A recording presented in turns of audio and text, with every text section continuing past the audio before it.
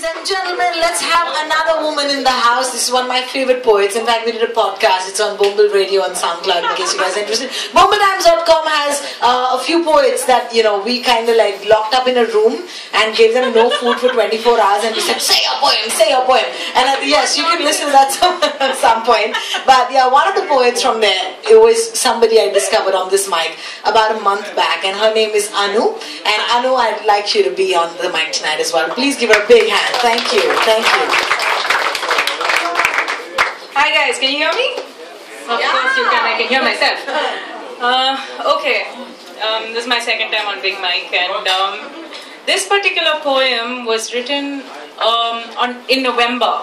It was written in November, and it was written during a political climate very similar to what we have now. Like, of course, right now we have Indian politicians saying crap about rape survivors, about rape, about things they actually barely know.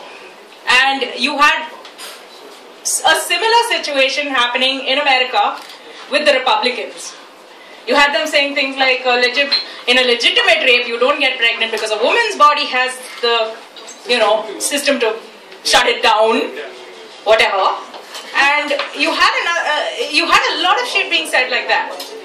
And I remember at one point, when a lot of backlash started coming out due to this, one of the Republicans said, get over it. I think when I read that, something in me snapped, and that's when this poem came out. And sadly, it's as relevant today as it was when I wrote it. So it's called Get Over It with a question mark. Some of us really try. Sometimes we run from the bed and head straight for the shower.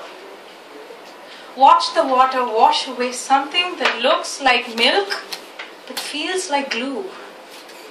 Wonder why the water is in blue and purple from the bruises on our thighs. Scrub and scrub and scrub until we're sure we've peeled out dirt from skin, skin from flesh, flesh from bone, bone from nothing, till we're nothing and therefore cannot feel. Some of us push our shoulders back, delicately shrugging them as if the memories would fall off, lighter than feathers, swallowing the catch in our throats when we explain it coldly, clinically, the voice of a doctor observing a corpse. Wake up with that metallic taste of failure in our tongues, blaming ourselves for the nightmares that make sure we will never forget. What are nightmares but thoughts buried alive?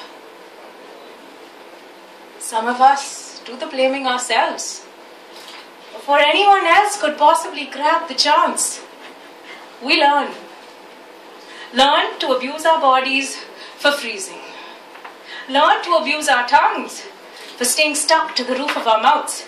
Learn to abuse our legs, hands, thighs, face for not attempting to magically disappear.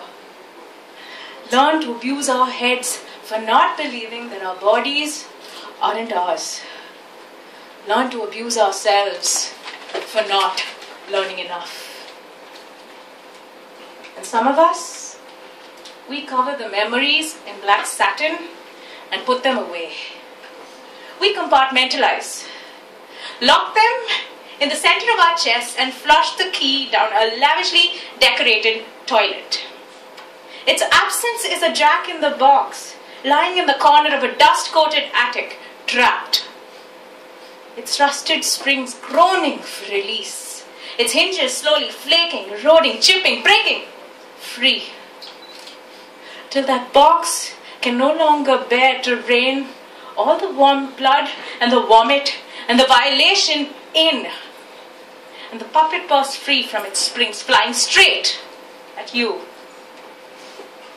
Take care. We might be one of those normal people with normal lives and normal partners, ticking time bombs, living, breathing monuments to a lie. When we begin to know, we will make the mistake of letting you tell us how to act. Parents, siblings, friends, leaders, people we've never even met. People who think that fake smiles are the real thing. Some of us live our lives not remembering the shape of our mouths. Can't remember for the life of us who placed that piece of scotch tape over there. When did we learn not to take it off? How many years did we spend tasting our own vomit because our lips stayed sealed? How many years? How many years? How many years? And some of us, we let the pain take over. Because we can't not.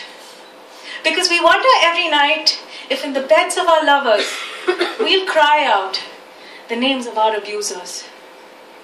Because we'll shrink back and try not to scream when you give us strawberries coated in fresh cream, when we're asked to sit at the back seat of a car.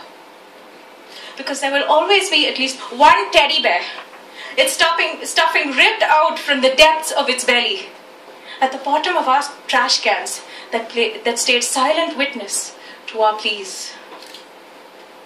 Because it won't leave.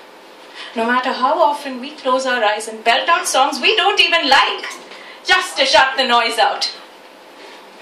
Because it fucking hurts. Some of us, can do nothing but boil. We need release. We didn't survive all that to make you the judge and jury of how we manage the shipwrecks our futures may have become. Getting over it is our choice to make. Whenever we want. In whatever way we want. If we want. All of us know how it feels to have our consent ripped out from our throats and thrust into every open orifice. None of us need you to put us through the stripping of that consent again.